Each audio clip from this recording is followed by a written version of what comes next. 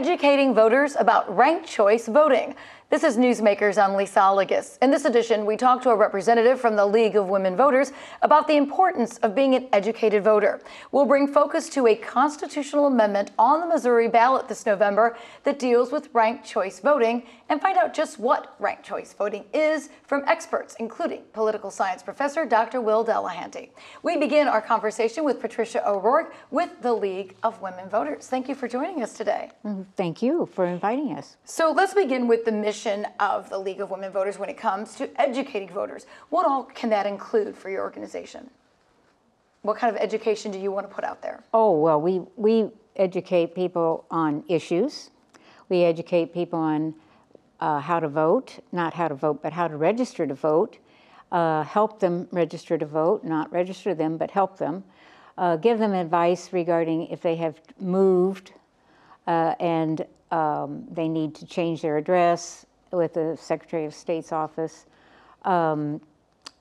Many people want to know how to get an absentee ballot, so we'll help them, walk them through that process, which can be somewhat complicated, and help them understand what the reasons that are permitted to get an absentee ballot. And of course we have, well, it's called no excuse absentee ballots, but it's for the the last 2 weeks before an election. You can go in to your local clerk's office or wherever it's designated to vote early. And not a lot of people know about that. And so we had recent changes in the voter identification laws, and a lot of people didn't know about that. So we've had to explain, what's a photo ID, what's a legitimate photo ID, you can't use your student ID anymore. You have to have a driver's license or a non-driver's license or a passport or military ID, that kind of thing. And most people, a vast majority of people are registered to vote, but there's something that's changed and it may kick them out. So we want everybody to be primed and ready to vote and not run into any problems at the polls. Right. You certainly don't want an obstacle. I mean, the whole idea is getting more people to vote. And we actually are in a country where a lot of people don't take advantage of this opportunity, which is a little bit sad. Yes. But let's talk about learning about candidates and issues on the ballot. Your organization does try to do that and help. So there are issues that you're going to be helping to explain on the ballot this year. How do you do that? With a website? Right. We do that with a website. We also do a lot of what we call tabling events. And we'll have information about the issues. In fact, there are a number of amendments on this ballot. There are a number of amendments, that's right. And at least 7? Well, we did 5. 5. And we don't take positions on all of those, but we explain what they are and what a yes vote means and what a no vote means. And on a couple of issues, the League has taken a position either for or against the ballot issue, and so we put that information on there and why. And this would be, it's not just about the candidates. That's what it says, and that's what it means. Yes, there are candidates, lots of them, running, but the ballot issues are really important this term. Especially because if there are constitutional amendments, once you amend the Constitution, it can be harder to change it back if you want to remove such an issue. Right. So the League is not taking a stance on ranked choice voting, but why does the group want us to talk about it? The state, and then the state in 2021 adopted that same position, that the state should consider other forms.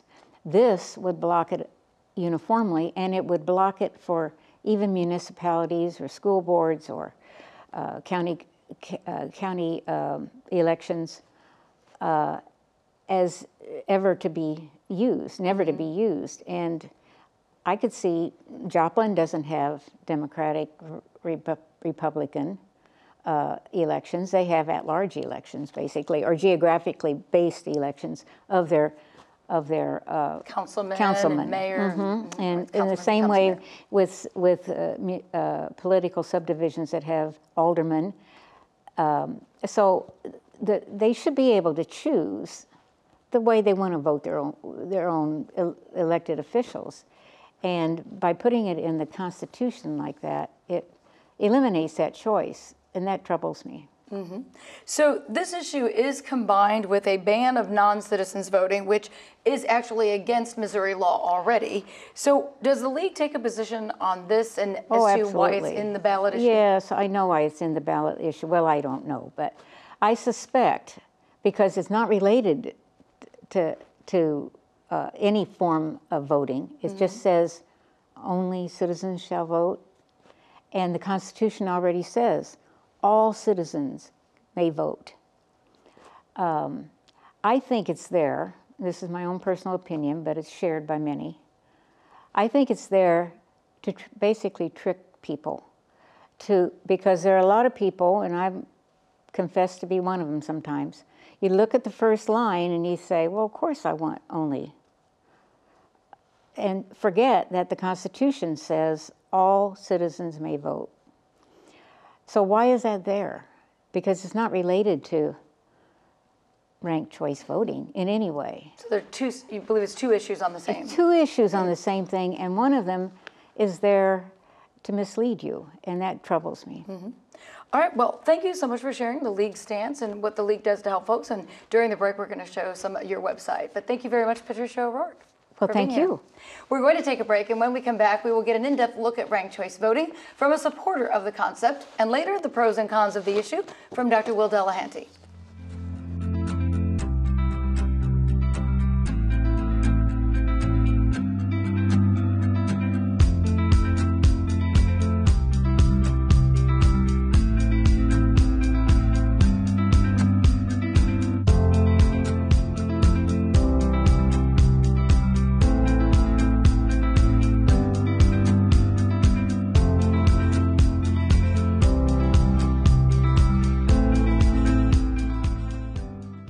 Welcome back to Newsmakers, where we are examining voter education and learning about ranked choice voting.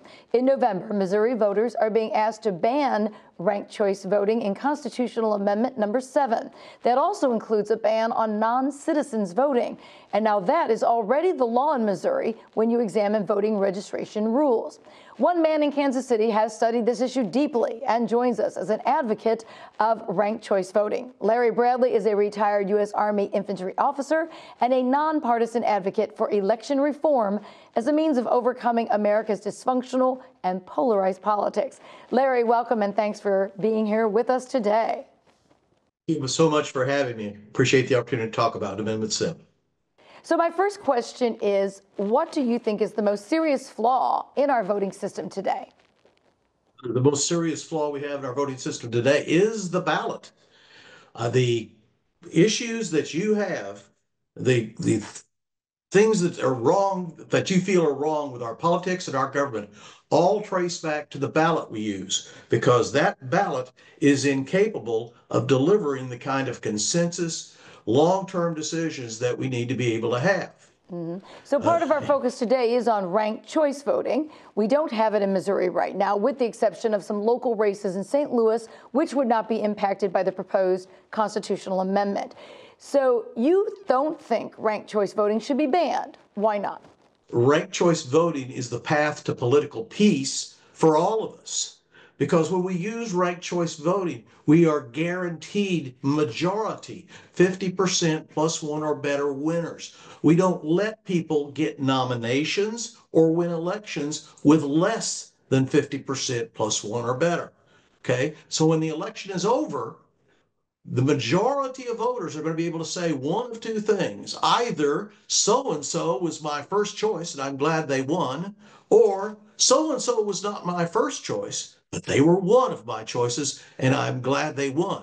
So that means that only the minority is unhappy and they lost. They decisively lost. And that's what we need. So part of your concern is that people often get elected without a true majority of the vote. So first, what do you think should be the majority required in an election, and how do we get there in ranked choice voting? If we believe in majority rule, then we want people that get nominations and win elections with 50% plus one or better. That is a majority winner. When you have, and this is one of the two flaws with the ballot we use now. If you have multiple candidates who run, okay, it's possible for you to have a majority winner, but it's not probable. So you get 40% who are happy and 60% who are dissatisfied. That's a recipe for disaster. Okay, we need this. Look at let's just real quick go to the results of the August primary here in Missouri. I'm going to point out three races here that I think prove my point on the Republican side. And this has happened somewhat in the Democratic side too, but more on the Republican side. The Republican race for the nomination for governor, the person who got that nomination did so with 39.412% of the vote. Okay, the last time we really had a contest like that, the nominee got the nomination with a little less than 35% of the vote. What's really interesting too is the Republican race for a lieutenant governor. The top two candidates were only 7,452 votes apart. So it was going to be one of those two. But there were 235,262 voters who voted for candidates other than those two.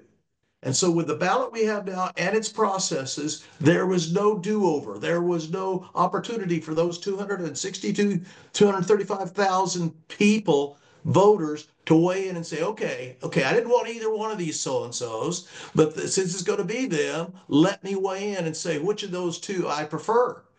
Ranked choice voting would overcome that. That would give those 235,000 the chance to weigh in.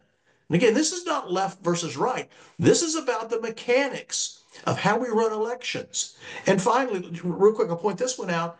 The nominee from the Republican side for Secretary of State got their nomination with 24.418% of the vote, not even half of the half. We only have a small segment of the population turn out to vote in these primaries, and then we allow somebody who is not the consensus majority choice of the party to go forward into the general election so that those who are independent voters can have confidence that this person is the person who represents the majority view of the membership of a political party. So what triggers the recount or recalculation, and how can we know that there's not any kind of fraud that would happen? I think that's a suspicion of people out there.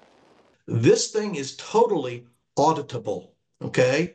It's just as tight as any other kind of election that we run with the voting machines and so forth.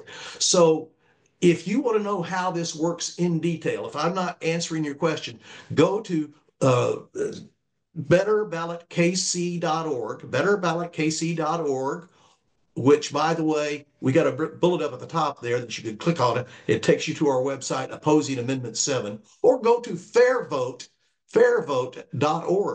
Either one of those has wonderful videos that explain this thing in detail to your absolute satisfaction. Okay, so you want to answer the question, so what? Why do we care? Why is it on the ballot? This thing is on the ballot because it's a deliberate attempt to trick voters into denying themselves the opportunity to have more choice in their elections.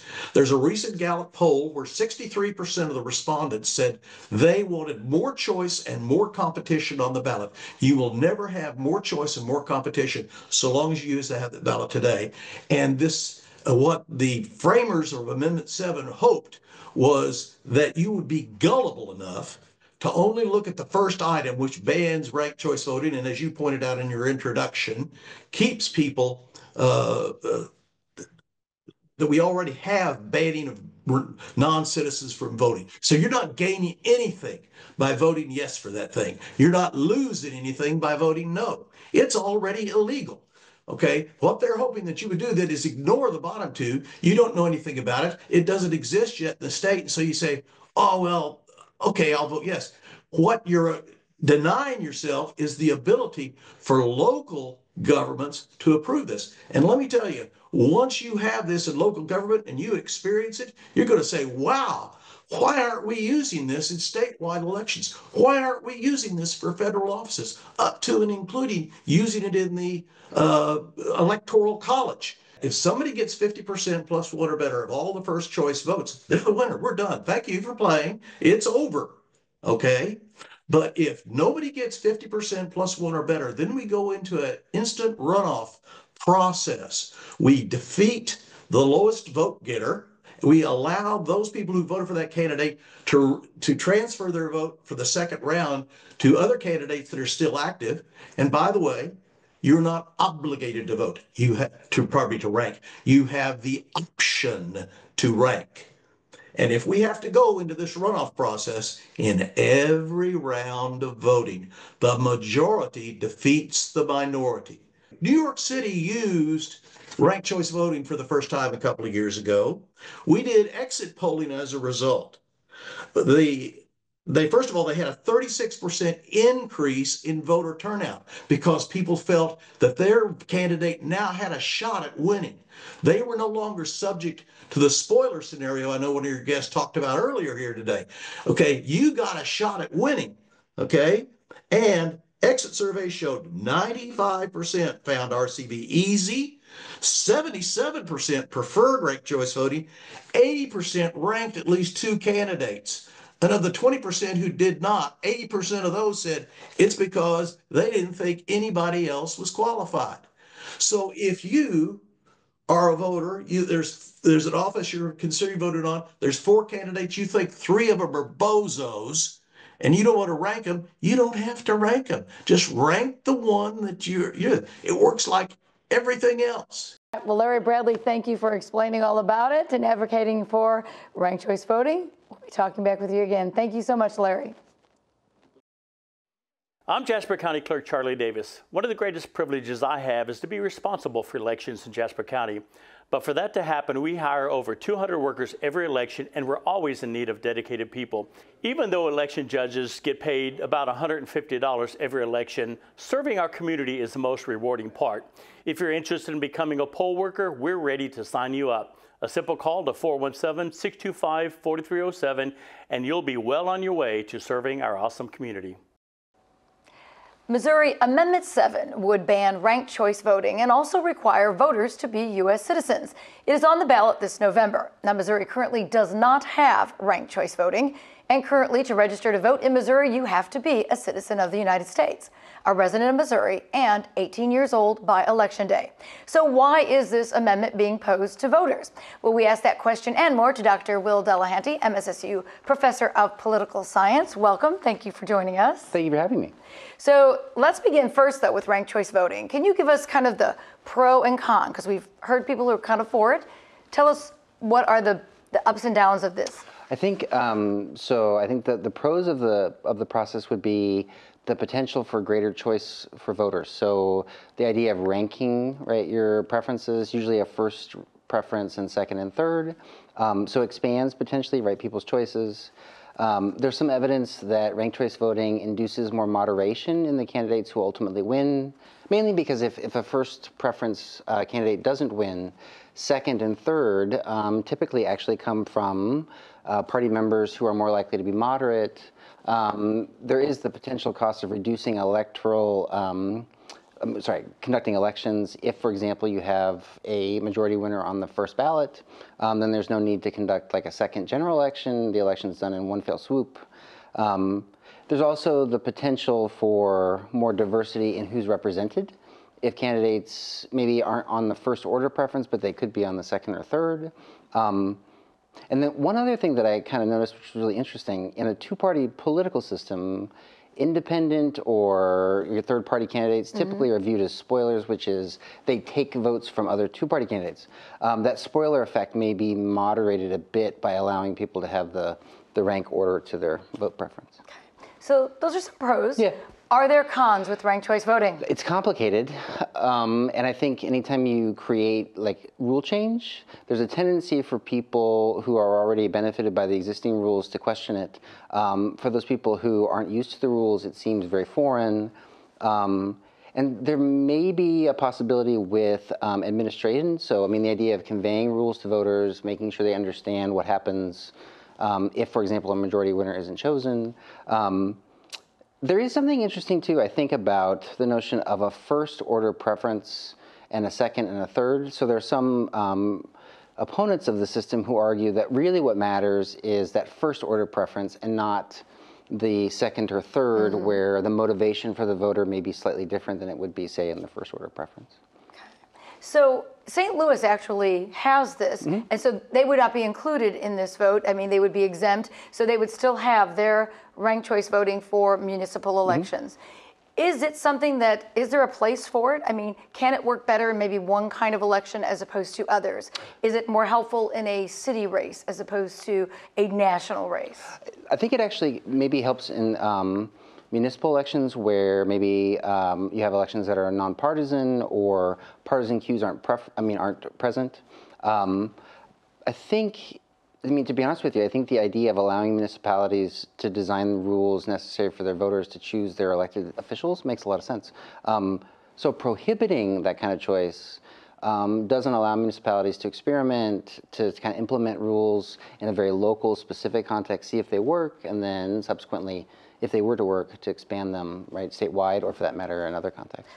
But on the negative side of that, if you have too many different kinds of ways to vote, can that be confusing for voters? If, oh, we vote this way at the municipal level, this way at the state level, this way nationally, could that add to confusion? I think so. I mean, voters have a tendency, they have a really low threshold for information. So, I don't want to be insulting, but I think the idea is, you're right, if you vary the rules as a function of the jurisdiction, I think voters are more likely to ask the question, why do we do it this way at the municipal level, but in the state level we do it a different way?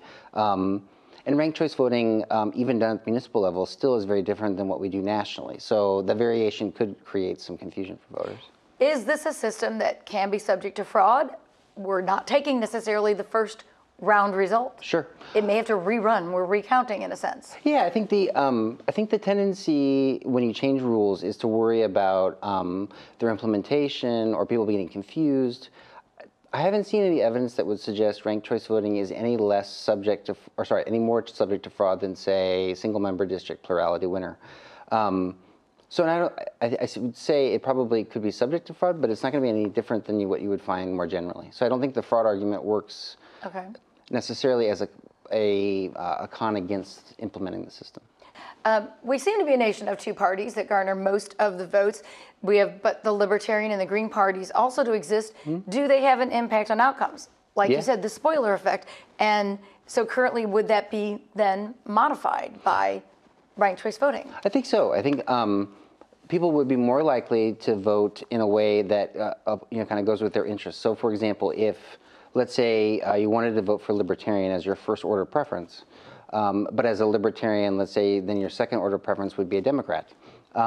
You're still able to vote on the basis of your interest for the Libertarian, but if the Libertarian fails, or otherwise doesn't achieve a majority, that second order preference still has an impact on the outcome. So it's kind of neat that you're able to express your preference in a genuine sort of way, but then nevertheless have that preference counted if that first order preference isn't realized in the win. Because do voters sometimes think, okay, my candidate really doesn't have, the candidate doesn't have a chance of winning. Right. I mean, we know they've already, halftime, they predict the winner even before some have voted. Right. So this kind of might give you a chance of, well, at least I voted for the second person I wanted might have won. Yeah, and the neat thing too is that as you go between tabulations of votes, so as you go from the first order to second order, people's preferences are still preserved. It's just that they slightly modify who they want as they go right from the first order to second order to third order. So I think in that sense, it helps people identify candidates who aren't of the two major parties that still serve their interests, whatever those interests are. So one of the arguments by those who are for ranked choice voting is the idea that someone who gets elected should have a majority of voters supporting them. So let's talk about percentages. How do we define like simple majority, and why are some elections simple majority and others 4/7? And oh, sure. It becomes kind of like, why are there different percentages? It's kind of confusing. I mean, so I think our tendency is to associate democracy with majoritarianism. So a simple majority would just be 50% plus one of the votes cast. I think one of the benefits of ranked choice voting, if you can achieve a majoritarian winner, it provides legitimacy to that winner that they wouldn't get in another system. And most other elections, except for the distribution of electoral college for the presidency, operates on a plurality winner, so you just have to win the most votes. And so the plurality winner idea, I think, reduces some legitimacy if you're winning less than 50%. In contrast, if you have a majoritarian requirement, if no one gets a majority, you need some other mechanism to in fact achieve it. And so I think ranked choice does a really good job of kind of maintaining people's preferences, but nevertheless achieving the majority. It varies as a function of history and tradition, and I think of practice. Part of the problem in American national elections is that it's really difficult to achieve a majority. So requiring majorities at the national level would almost kind of create the need for a runoff election in the absence of the majority. So let's explain just briefly the Electoral College, because it is something that does play a role in our national election and will in November. Yeah, I mean, so the way the Electoral College would work is there are 538 votes in the total college. You need 270 votes to win. In order to win Electoral College votes, and it varies a little bit by state, the plurality winner of the popular vote within the state typically gets all of the state's Electoral College votes. So what that would mean in practice is that whoever wins the most votes, popular votes, then gets everyone. So there's no distribution of Electoral College votes based upon the percentage of the vote that you win. And so it's plurality winner at the state level, but then to actually win the presidency, you need a majority of the total votes in the college, which is 270. So the presidency is weird in the sense that we combine both rules in the same process. But isn't the goal of the Electoral College to make sure that each state does have some weight in the game, and it's not just, well, New York has more people, so their votes are going to count because they have more of them? Right. I think so. There's some proportionality, which is states with bigger populations should have more votes, but that's contrasted with having the 2 votes in the Senate for each state. So. The tendency with a winner-take-all or a unit rule is that the distribution of Electoral College votes isn't allocated on the basis of the percentage of the population, of the population that they win. So, like in Missouri, all of our Electoral College votes only goes to the person who wins the most. But what about those people who voted for other candidates, who don't achieve that most status, statistically? Well, they don't really get representation under the unit rule. So there have been reforms, thinking about how to make the distribution of votes related to proportionality. But I think you got the right logic, which is we want states with larger populations to maybe have slighter, greater say, but we also want smaller states to still be protected at the same time. Excellent. All right. Well, thank you, Dr. Will Delahanty, for explaining to us. Thank you. I appreciate that.